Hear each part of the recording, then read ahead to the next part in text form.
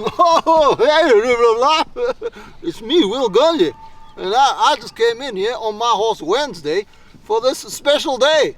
You know, it's Vision Sunday and all of that, and that's pretty cool. But actually, you guys know what today is? It's Mother's Day, bro. And I just came to tell you a little bit that my mother, she was amazing. And I just really enjoyed all the times we had. She taught me how to ride a horse and how to make a fire, how to fall off the horse, how to shoot a gun, all those things. And I just think today the real chance to celebrate our mothers. And it's amazing, you know, your mother, well, firstly, she gives birth to you, and that's pretty cool. And then she teaches you how to walk, she changes your diapers. Yeah, you get to learn all kinds of things. Then she takes you to school, and right the way she helps you with your homework. And then she teaches you how to drive and do all kinds of things. So, you know, mothers are really incredible. And so we're celebrating them today. But there's just one thing I can't figure. How do mothers do all of that?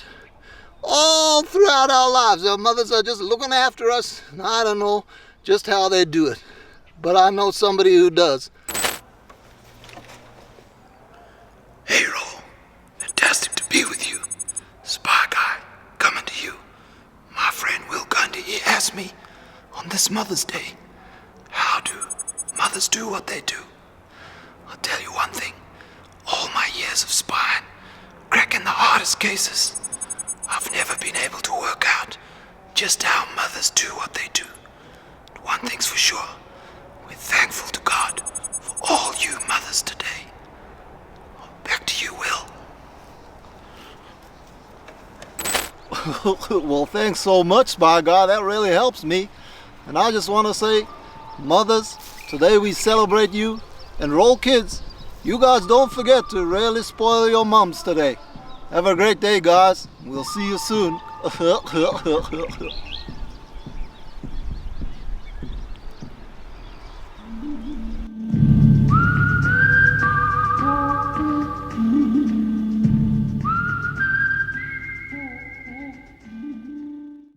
Hello children, well it's Mother's Day, so I wanted us to look at a story about a mom and her daughter, well in fact her daughter-in-law, and this story takes place during the time of the judges.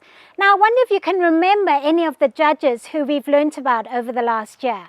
We had Gideon, who had 300 strong soldiers who came with him. We had Samson, who was a judge, who was powerful and so strong, but he was very proud. So it's during that time, and then it's also during a time when Judah had a huge famine. People were starving. There was no food. So this lady, her name is Naomi, her husband decided that he wanted to take his family to another place. They needed to go to Moab where there wasn't a famine.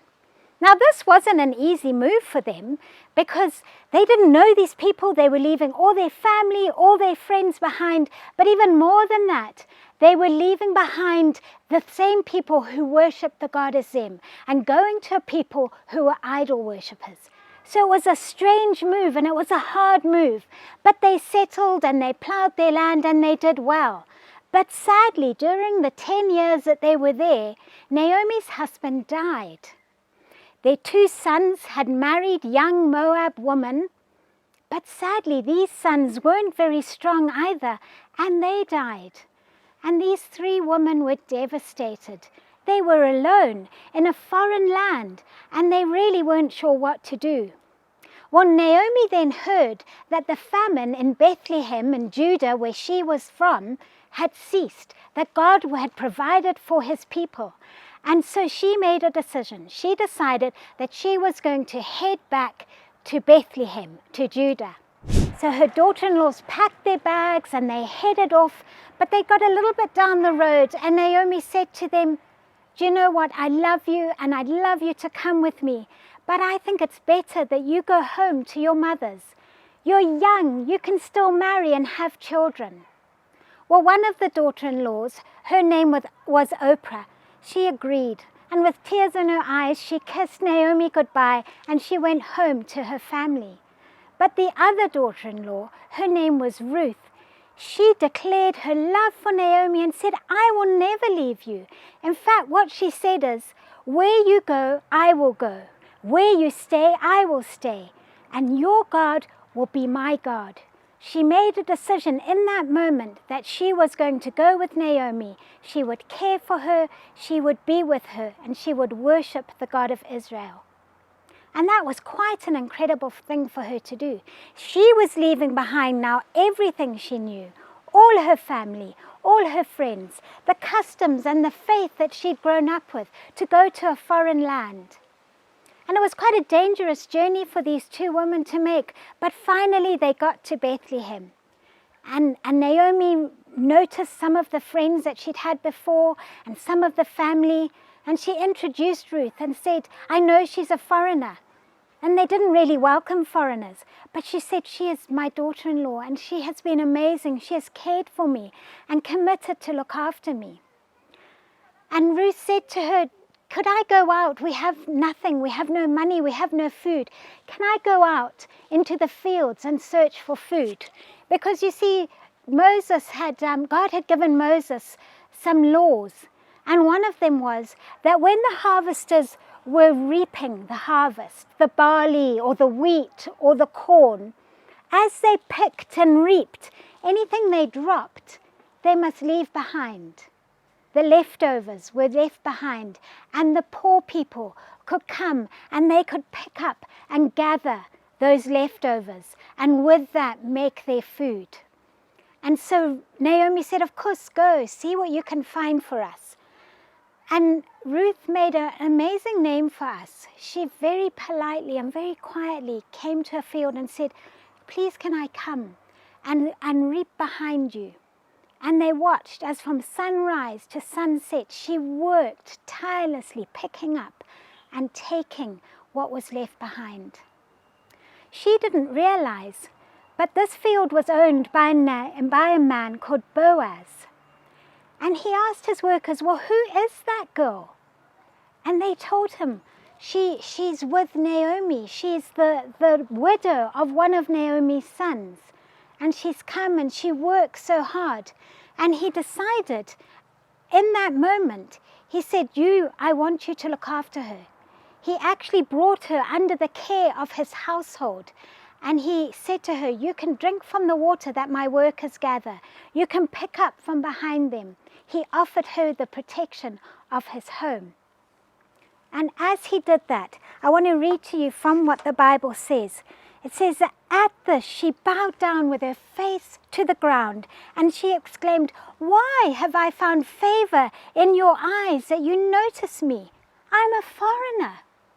And Boaz said, I've been told about what you have done for your mother-in-law since the death of your husband, how you left your father and mother and your homeland and came to live with a people you did not know before.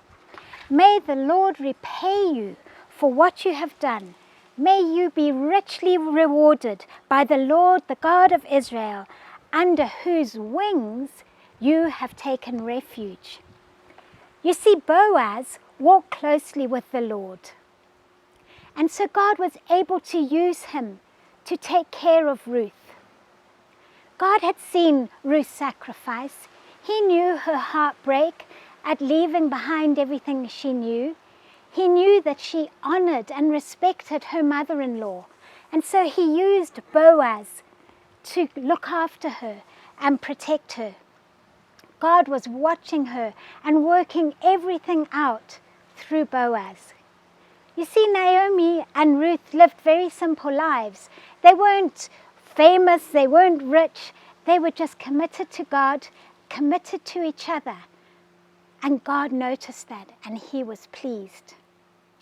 And what Ruth didn't know was that you and I, and many millions of people, years and years and years through the ages, have read her story and have learned from her what it meant when God said in his 10 commandments, honor your mother and father and you will live long in the land. She didn't know that God had an amazing plan to use her. Because you see, the rest of the story, children, is that Ruth married Boaz, this wealthy man of God who owned so much land. And together they would have a child. And this child would be the great grandfather of King David. And Jesus was in the line of David. It's an amazing story to see that God uses the simple, because he looks at our hearts and he sees where we have a heart that wants to honor him and honor those who he's given us. So children, today I really want you to see whether you can have the selfless love that Ruth had for her mother-in-law. She wasn't even a blood relative, but Ruth showed her love and sacrifice. Now God has placed mothers in all of our lives. Some of them aren't blood relatives, they're mother figures, people who love and care for us. And so I really want to challenge ourselves to show the same love and selflessness that Ruth showed to Naomi. So enjoy your day with your mom. Send a message to mom if she's not in the home with you today.